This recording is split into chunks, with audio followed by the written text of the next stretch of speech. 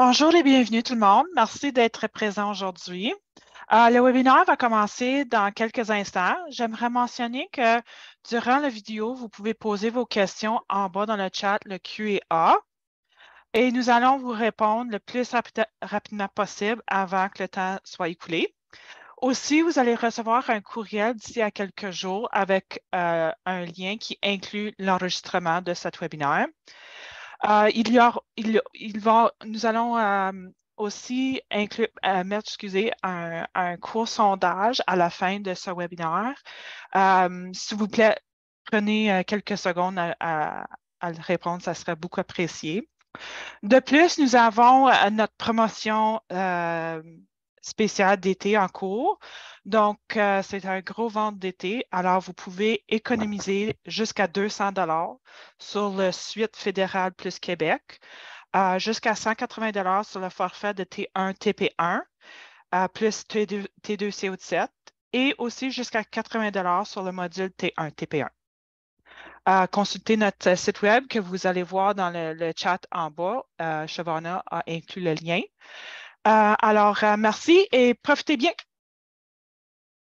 You can start, Thomas. Thank you. 25 TP80 entreprise, T2121 TP1 pêche entreprise, T2042 TP1 agriculture entreprise et T776 TP128 location. Commençons par la T2125. Donc, première des choses, dans Info, province de travail indépendant, on doit sélectionner la province d'où vient notre revenu d'entreprise ou de travail indépendant. Vous pouvez indiquer votre province ou si vous avez un revenu qui provient de plusieurs provinces, vous allez choisir multiple. Pour accéder au T2125, on doit passer par l'explorateur de formulaire. Alors, avec les icônes dans la barre d'outils en haut ici, ou avec votre clavier, vous allez cliquer sur la fonction F4. Alors, dans l'explorateur de formulaire, vous allez cocher ce numéro 3, revenu. Ensuite, vous allez descendre avec la barre déroulante. Et ici, vous allez choisir T2125. Ou également, vous pouvez l'écrire dans le formulaire ici, T2125. Ensuite, ouvrir. Et voilà l'état des résultats des activités d'une entreprise ou d'une profession libérale. Pour commencer, on doit compléter la partie 1, identification. Donc, comme vous voyez, le nom et le numéro d'assurance sociale, il se rapportent de l'info. Alors, il faut indiquer le nom de l'entreprise, choisir l'adresse. Donc, vous pouvez utiliser l'adresse qui provient de l'info ou une autre adresse si applicable. Donc, si on choisit juste avec les listes déroulantes, voilà. Et maintenant, on doit indiquer le produit ou service principal ainsi que le code d'activité. Pour choisir le code d'activité économique, vous pouvez cliquer sur la liste déroulante et vérifier ou double-cliquer et ça va ouvrir la boîte de sélection et vous pouvez inscrire un mot-clé ainsi que faire fonction F6 sur votre clavier qui va aussi ouvrir la boîte de sélection pour inscrire le mot-clé. Maintenant, pour inscrire le revenu, on va dans la partie 3A, revenu d'entreprise. Donc, s'il n'est pas coché, vous allez cocher la case 2. Si vous avez un revenu d'entreprise, cochez cette case. Ensuite, le type de revenu, c'est soit entreprise ou commission. Et ici, vous allez entrer le revenu d'entreprise. Si vous avez un revenu qui provient d'un T4 ou T4A, les cases ici seront auto-complétées. Aussi, il y a la section partie 3B, revenu de profession libérale. Donc, vous allez cocher la case 3 si vous avez un revenu d'une profession libérale. Donc, encore une fois, vous allez inscrire le revenu ici. Et si vous avez un revenu qui provient d'un T4A, il va se pré-remplir ici. La différence entre un revenu d'entreprise et le revenu de profession libérale est que les entreprises ont des stocks ou des ventes brutes, tandis que les professionnels ont des travaux en cours ou des honoraires. Si vous êtes enregistré pour les taxes sur les produits et services, donc la TPS-TVQ, vous devez inscrire le revenu de votre TPS-TVQ ici et les dépenses pour la TPS-TVQ ici.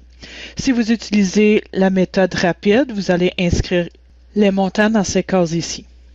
Si vous n'êtes pas certain si vous devez produire l'impôt pour vos TPS-TVQ, vous pouvez toujours contacter l'ARC pour vérifier. Aussi, Profile va vous donner une notification, un avertissement ici en haut que le revenu de votre entreprise est supérieur à 30 000 $. Vérifiez si vous devez ouvrir un compte de TPS. Donc, dépendant de votre revenu brut, s'il est plus que 30 000, vous allez recevoir un avertissement de Profile que vous devez vérifier si vous devez ouvrir un compte de TPS. Il y a aussi la partie 3C, revenu brut d'entreprise. Donc, si vous avez des revenus qui proviennent d'une récupération d'amortissement en raison que vous avez disposé de l'équipement ou d'un immeuble, le montant s'inscrit ici automatique. Aussi, vous pouvez inscrire autre genre de revenus. Et là, on continue. Ici, partie 3D, coût des marchandises vendues et bénéfices bruts. Donc, si vous avez un solde d'ouverture ou des frais pour des main-d'œuvre, contrats, autres coûts, tout cela s'inscrit, toutes ces dépenses s'inscrivent ici. Partie 4, c'est toutes les dépenses effectuées pour gérer votre entreprise. Donc, vous allez inscrire les dépenses pour repas, publicité, salaire, entretien, frais de déplacement, services publics, etc. Pour inscrire les dépenses relatives au véhicule à moteur, vous allez soit double-cliquer dans la case qui vous amène dans l'auto-entreprise ou cliquez à droite de votre souris dans la case qui vous donne l'option auto-entreprise ou vous pouvez également juste ouvrir l'explorateur formulaire et inscrire auto-entreprise ainsi que le choisir dans revenu numéro 3 et ici dans la liste auto-entreprise numéro 1, frais de véhicule à moteur.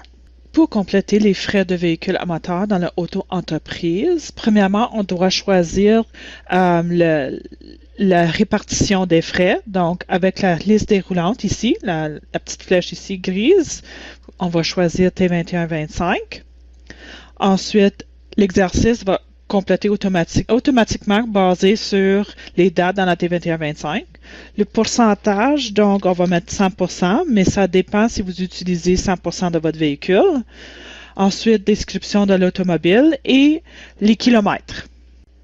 Dans la première case, vous allez inscrire les kilomètres que vous avez parcourus pour l'entreprise et dans la deuxième case, le total des kilomètres parcourus durant l'année. Après d'avoir entré vos dépenses, le montant s'additionne ici en haut. Et ensuite, vous allez voir dans la T2125, le montant se transfère dans la case pour dépenses relatives au véhicule à moteur. Maintenant, pour la déduction par amortissement, donc si vous avez un DPA pour la voiture, vous devez l'inscrire dans la auto-entreprise. Alors, encore une fois, on double-clique. Ensuite, on descend jusqu'à la tableau C, déduction par amortissement. Ici, vous allez inscrire l'information de votre voiture. Si l'acquisition de la voiture est durant l'année d'imposition, vous pouvez choisir oui ici pour la passation à charge immédiate. Et aussi, si vous qualifiez pour l'incitatif à l'investissement, vous pouvez également cocher oui ici. Dans cette case, vous allez inscrire le coût du véhicule, le montant avant les taxes, tout le calcul se fait ici. Ensuite, vous allez voir ici plus bas, DPA pour l'année, c'est le montant qui est ici. Ensuite, vous allez voir que le montant se transfère en haut ici pour le DPA. Et ensuite, dans la T2125, case 9936, le montant du DPA pour la voiture. Si vous avez une déduction par amortissement pour autre qu'une voiture, vous pouvez encore une fois à la ligne 9936, double-cliquer dans la case. Cela affiche la T2125 DPA sommaire. Alors, vous voyez que le véhicule est bien inscrit. Pour entrer, mettons, un numéro de catégorie 8 pour des équipements, vous pouvez soit, encore une fois, double-cliquer dans la case ou cliquer à droite de votre souris dans la case et choisir la T2125 DPA. Pour inscrire les additions, vous allez cliquer sur la T2125 IMO ici. Ensuite, ça rouvre la T2125 Immobilisation. Ici, vous allez choisir la catégorie de votre choix, inscrire la description du bien. Et s'il y a un pourcentage personnel, vous allez inscrire le pourcentage ici. Donc, on va choisir numéro 8. Vous allez inscrire la date d'acquisition. Ensuite, encore une fois, vous pouvez dire soit oui ou non pour l'incitatif à l'investissement ou l'acquisition pour la passation en charge immédiate. Alors, c'est à vous. Si vous qualifiez, vous pouvez dire oui. Sinon, vous cochez les cases non. Ensuite, ici, le coût d'addition, vous allez l'inscrire ici. Ensuite, on va basculer au T2125 DPA et le montant se reporte automatiquement dans la T2125 DPA. Si vous avez des équipements que vous avez acquis antérieurement, vous pouvez juste l'inscrire les informations dans la T2125 DPA avec la catégorie. Donc, on va juste utiliser le 8 et on va entrer le montant du FNAC. Donc, fraction non amortie du coût en capital. Alors voilà, là j'entre le FNAC et le calcul se fait pareillement comme dans l'immobilisation. Et voilà le DPA pour l'année. Maintenant, si on bascule au T2125 DPA sommaire, on voit les trois. Donc, le véhicule, les équipements que nous avons inscrits dans l'IMO et les équipements qu'on avait inscrits dans le FNAC. Et là, le total de la DPA pour l'année dans la colonne 18, qui se reporte également dans la T2125, case 9936. Et si on continue, on voit à la ligne 9946 le revenu net ou perte nette, qui se rapporte dans la T1 à la ligne 13500. Maintenant, on continue dans la T2125, partie 6. La partie 6 est réservée pour les sociétés de personnes. Donc, si vous êtes une société de personnes, les dépenses relatives au véhicule ou amortissement se reportent ici. Ensuite, la partie 7, c'est le calcul des frais d'utilisation de la résidence. Donc, si vous utilisez une partie de votre maison, alors si vous avez votre bureau à la maison, vous allez inscrire le pourcentage que vous utilisez pour votre bureau à la maison et le pourcentage du total de votre maison ou domicile. Alors ici, le total partiel s'additionne. Ensuite, le montant additionné avec le pourcentage qui se transfère à la ligne 9945 de la T2125 ici. Et maintenant, pour la partie 8, renseignements sur les autres associés. Donc, si vous avez un conjoint, le nom du conjoint sera inscrit ici avec le numéro d'assurance sociale. Et ici, vous allez inscrire le pourcentage du quote-part. Donc, si vous partagez votre entreprise avec le conjoint, soit 50%, 40%, 60%, ça dépend, vous allez l'inscrire ici. Après ça, si vous êtes une société de personnes, vous allez inscrire le nom de l'associé ici avec le numéro d'assurance sociale, ainsi que le pourcentage de quote-part. Pour l'exemple de conjoint, c'est j'entre le pourcentage ici à 50%. Ensuite, j'utilise le bouton pour basculer entre conjoint ici. Et comme vous voyez, la T2125 pour le conjoint est automatiquement créée avec les mêmes informations, ainsi que le revenu et les dépenses. Maintenant, si on bascule à la T1, à la ligne 13500, vous allez voir le net, le revenu net à 50% partagé avec le conjoint. Donc, si on bascule également au conjoint, le montant est là aussi. Maintenant, si vous avez un associé au lieu d'un conjoint, vous allez inscrire le pourcentage ici. Le part du revenu s'inscrit. Et là, si vous faites la déclaration du associé, vous pouvez aller dans le menu Édition en haut, puis vous allez faire Copie intuitive. Maintenant, vous basculez dans la déclaration de l'associé, vous faites Édition, Collage intuitive, et voilà. Les informations et les données comme les revenus et dépenses s'inscrivent automatiquement. La seule chose qui ne s'inscrit pas automatiquement, c'est le pourcentage pour les dépenses de voiture et les dépenses d'amortissement. Il faut l'inscrire manuellement. Et si on monte à la partie 6, nous allons voir maintenant les dépenses pour société de personnes, que les frais de véhicule sont automatiquement complétés ici.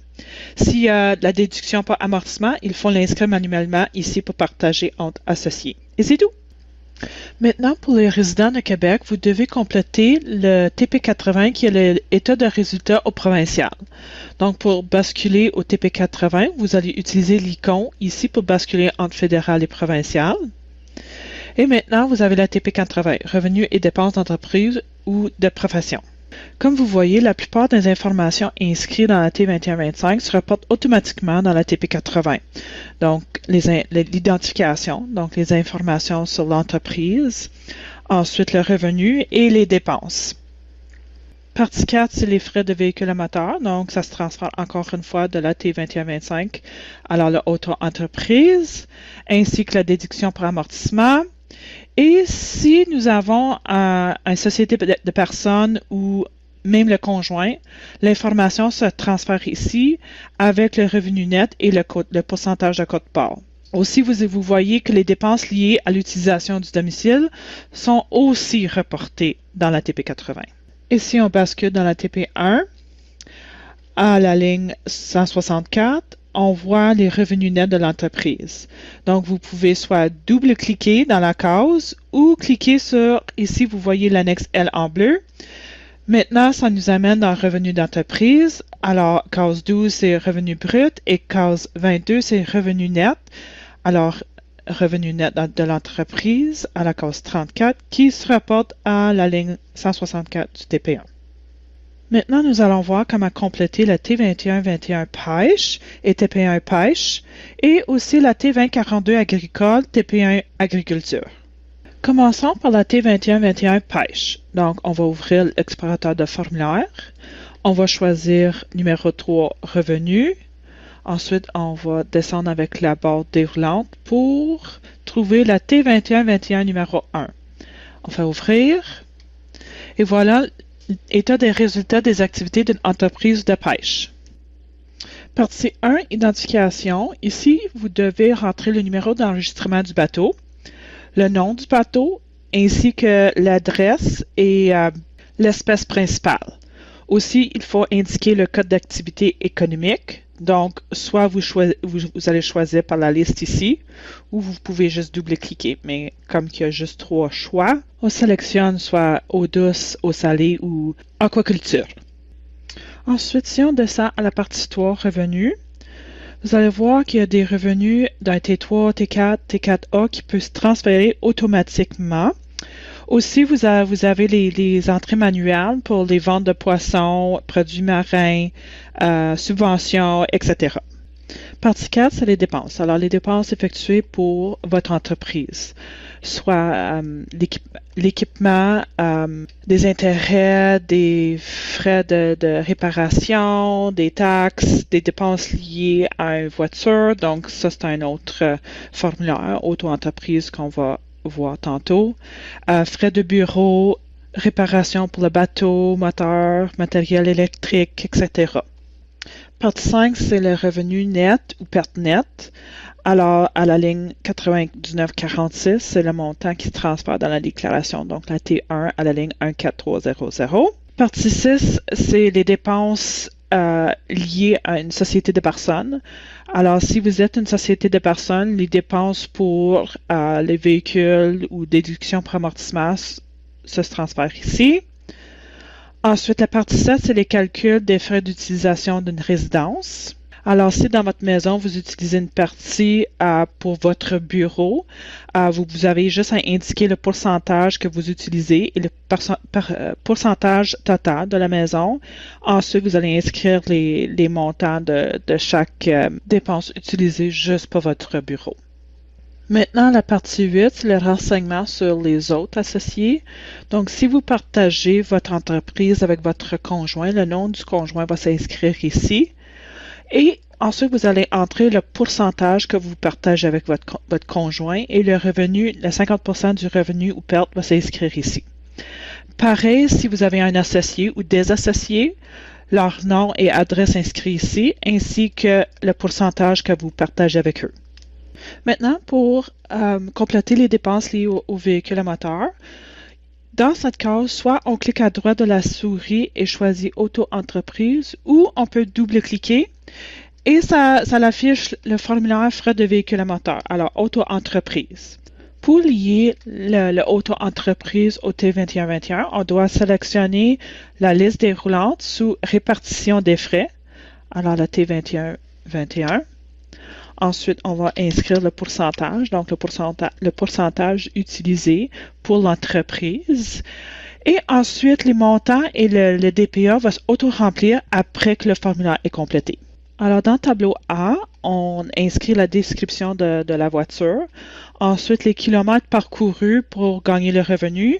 Ensuite, les kilomètres parcourus toute l'année d'imposition. Ensuite, on doit inscrire nos dépenses dans la colonne sous non admissible, ou si vous êtes inscrit au TPS TVQ, alors vous pouvez utiliser les colonnes pour TPS TVH.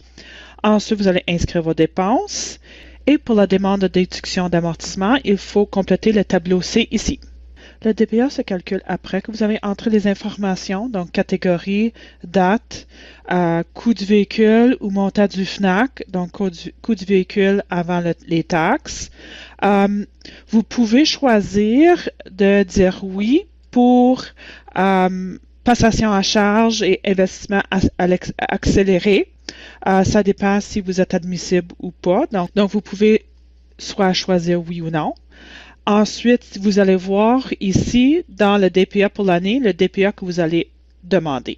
Et le tout se rapporte en haut ici dans l'exercice. Alors, le montant que vous allez déduire pour les dépenses et le montant du DPA qui se transfère dans la T2121 ici pour dépenses liées au véhicule et si on descend ici pour la déduction d'amortissement. Si vous voulez demander une déduction pour amortissement pour, mettons, de l'équipement, donc vous allez utiliser cette case ici. Donc, comme tantôt, on va double-cliquer. Ici, ça va ouvrir la T2121 DPA sommaire. Alors, vous allez inscrire les informations dans cette section. Alors, dans la section B du T2121 DPA sommaire, on double-clique dans la case 1. Ensuite, il s'ouvre la T2121 immobilisation. Alors, vous pouvez inscrire la description du bien, utilisation personnelle, s'il y a un pourcentage personnel, catégorie, donc équipement, c'est catégorie 8. Ensuite, la date d'acquisition, donc ça peut être l'année courante.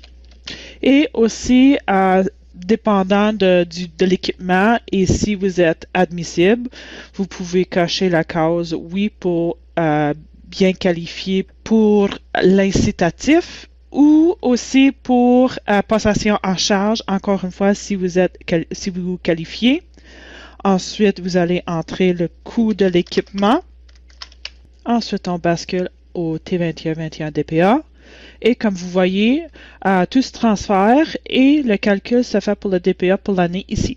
Et là, si on retourne dans la T2121, on voit le montant pour le DPA, les déductions d'amortissement pour l'équipement, plus le véhicule à moteur. Maintenant, pour le revenu net ou perte nette de l'entreprise, on va dans la T1 à la ligne 14300. Donc, revenu de pêche, revenu brut, revenu net. Pour les résidents du Québec, on doit compléter l'état des résultats au provincial. Alors, si on bascule avec l'icône fédéral provincial ici, la TP1 pêche s'affiche. Alors, l'état des résultats des activités d'une entreprise de pêche. Alors, comme vous voyez, tout se transfère automatiquement dans la T2121, sauf l'adresse de l'entreprise, donc il faut l'inscrire manuellement. Ensuite, vous voyez le revenu et les dépenses sont toutes automatiquement transférées également, ainsi que les frais d'utilisation pour la résidence.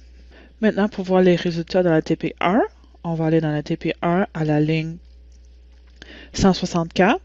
Alors, le montant provient de l'annexe L. Alors, vous pouvez soit double-cliquer dans la case ou juste cliquer sur l'annexe L ici en bleu, qui nous donne le résultat brut pour la pêche et finalement, revenu net pour la pêche. Maintenant, allons voir la T2042 agricole. Alors, avec l'explorateur de formulaire, on utilise numéro 3 revenu. Ensuite, avec la barre déroulante, on va voir la T2042, entreprise agricole, ensuite ouvrir.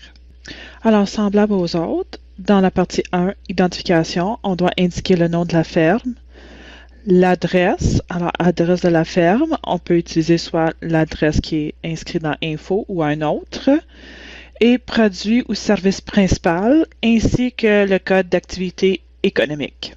Lorsque l'identification est complétée, on descend à la partie 3 pour inscrire le revenu. Vous allez inscrire votre revenu dans chacun des cases qui s'appliquent à votre ferme. Donc, si vous avez des revenus de blé, maïs, fruits, pommes de terre, etc. Et pour les dépenses, vous allez descendre à la partie 4, dépenses que vous avez effectuées pour votre ferme. Si on descend à la partie 5, on voit que c'est le revenu net, perte nette de l'entreprise. La ligne 9946 se transfère à la ligne 14100 de la T1. Partie 6 est réservée pour les dépenses liées à une société de personnes. Ensuite, partie 7, c'est le calcul des frais d'utilisation de résidence. Donc, encore une fois, si vous avez un bureau à la maison, vous pouvez utiliser une partie ou pourcentage des dépenses. La partie 8, renseignements sur les autres associés. Donc, si vous avez un conjoint, le nom et adresse se complètent automatiquement, mais vous devez inscrire le code part, donc le pourcentage que vous partagez avec votre conjoint. Ensuite, le part du revenu s'inscrit ici. Si vous avez des associés, donc société de personnes, vous devez inscrire le nom et l'adresse ainsi que le pourcentage. Si vous avez des dépenses pour une voiture, encore une fois, vous allez utiliser le auto-entreprise. Donc, dans la T2042, à cette case ici, dépenses relatives au véhicule à moteur, vous allez double-cliquer dessus. Ensuite, le auto-entreprise s'affiche. Alors, sous répartition des frais, on va sélectionner la liste déroulante, choisir la T2042, inscrire le pourcentage qu'on utilise pour la ferme. Et après, dans le tableau A, on inscrit la description de l'automobile. Ensuite, on doit inscrire les kilomètres qu'on a parcourus pour gagner le revenu et le total de kilomètres parcourus durant l'année. Ensuite, vous devez inscrire les dépenses sous la colonne non admissible, à moins que vous êtes inscrit au TPS TVQ. Alors, vous pouvez l'inscrire sous la colonne TPS TVH. Et encore une fois, si vous avez une déduction par amortissement, donc vous allez compléter le tableau C, pareil comme dans la T2121 et la T2125. Maintenant, si on monte en haut sous l'exercice, on voit que le montant pour les dépenses sont inscrits ainsi que pour le DPA. Donc, si on retourne dans la T2042, le montant, les dépenses pour la voiture sont là et le DPA il est inscrit ici, déduction pour amortissement. Pour la déduction d'amortissement, pareil comme dans la T2121 et T2125, on double-clique dans la case. Ensuite, section bien B, on double-clique. Et maintenant, on peut compléter soit la T2042 IMO ou la T2042 DPA. Pour les résidents de Québec, vous devez compléter l'état des résultats pour le provincial aussi. Alors, avec l'icône provincial fédéral ici, vous allez cliquer dessus. Ensuite, il va ouvrir la TP1 Agriculture, état des résultats des activités d'une entreprise agricole. Comme vous voyez, les informations sont pré-remplies à partir de la T2042. Alors, l'identification, le revenu et les dépenses. Voici la section pour revenu net, perte nette. Ensuite, on descend à la partie pour les frais d'utilisation de résidence. On voit que c'est tout reporté de la T2042 également. Et si vous avez un conjoint ou associé, les informations aussi seraient reportées. Maintenant, pour le revenu net, si on bascule au TP1, à la ligne 164, on voit que les revenus d'entreprise sont inscrits. Alors, comme tantôt, on peut soit double-cliquer dans la case ou cliquer sur l'annexe L en bleu. Et on voit ici que le revenu brut est inscrit pour agriculture et à la case 23, le revenu net pour agriculture. Finalement, nous allons rapidement revoir comment compléter la T776 TP128 location. Pour compléter la T776 location, nous allons dans Explorateur de formulaire, encore une fois, 3 revenus. Ensuite, T776 numéro 1, ouvrir. Partie 1, identification se remplit à partir de l'info. Ensuite, ici, dans type de propriété, vous avez copropriété, propriétaire unique ou société de personnes. Ensuite, vous avez le pourcentage pour le copropriétaire ou associé. Donc, pour le conjoint s'inscrit automatiquement ici. Vous avez juste à indiquer le pourcentage de code part. Aussi, pour si vous avez des associés liés à une société de personnes, vous allez indiquer les informations ici, ainsi que le pourcentage que vous partagez avec eux. Partie 3, c'est le revenu. Alors, le revenu pour l'immeuble, vous devez inscrire l'adresse de l'immeuble et le loyer brut pour l'immeuble. Aussi, vous devez inscrire le nombre de logements que vous avez dans l'immeuble. La partie 4, c'est les dépenses effectuées pour maintenir la location, donc l'immeuble. Vous avez dépenses totales, mais si vous habitez dans l'immeuble, vous pouvez indiquer le pourcentage personnel. Ensuite, les montants vont calculer dans la colonne personnelle. Pour les dépenses liées au véhicule, on doit aussi utiliser le auto-entreprise. Alors, encore une fois, on double-clique ou clique à droite. Dans répartition des frais, on choisit la T776. Ensuite, on indique le pourcentage utilisé pour l'immeuble. Pour compléter le tableau A, on inscrit la description de la voiture, les kilomètres que nous avons utilisés pour gagner le revenu de location, ensuite les kilomètres qu'on a parcourus au total durant l'année. Ensuite, on va inscrire les dépenses sous la colonne non admissible, à moins que, comme tantôt, si vous êtes inscrit pour la TPS. Ensuite, dans le tableau C, c'est la déduction d'amortissement. Donc, encore une fois, vous avez à compléter les informations de la voiture. Si on remonte en haut, on voit dans l'exercice que les montants des dépenses et de la DPA sont inscrits ici. Ensuite, ils se transfèrent dans la T776. Si vous avez une déduction par amortissement pour l'immeuble en tant que tel, donc vous devez entrer la déduction par amortissement ici. Alors, dans la case 9936, on double-clique. Ensuite, vous voyez le véhicule ici, mais on va double-cliquer encore une fois pour ouvrir soit la T776 DPA ou T776 IMO pour inscrire les informations de l'immeuble. Lorsque les informations sont complétées, on retourne dans la T776 et maintenant, on voit la déduction par amortissement pour l'immeuble. Et encore une fois, si on bascule au T1, à la ligne 12600, on voit le revenu net et brut du revenu de location. Si vous avez un conjoint et que vous partagez l'immeuble à 50% avec le conjoint, le port du revenu s'inscrit ici.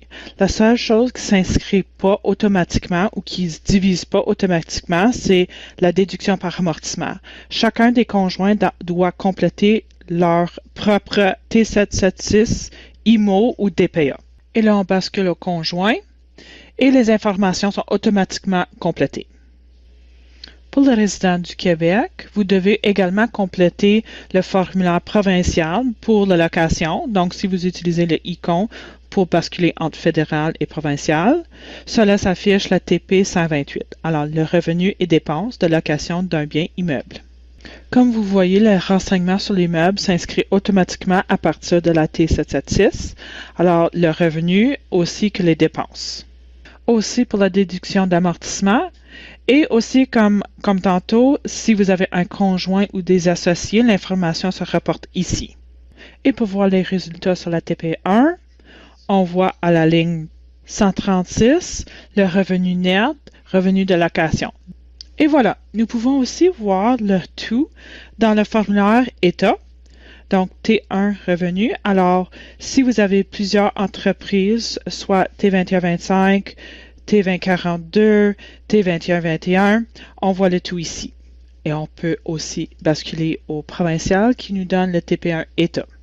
Ainsi qu'avec les locations. Alors, encore une fois, explorateur de formulaire, location, ouvrir. Alors, si vous avez plus qu'un location, le tout va apparaître ici. Ensuite, vous pouvez basculer au provincial et voilà la TP1 location.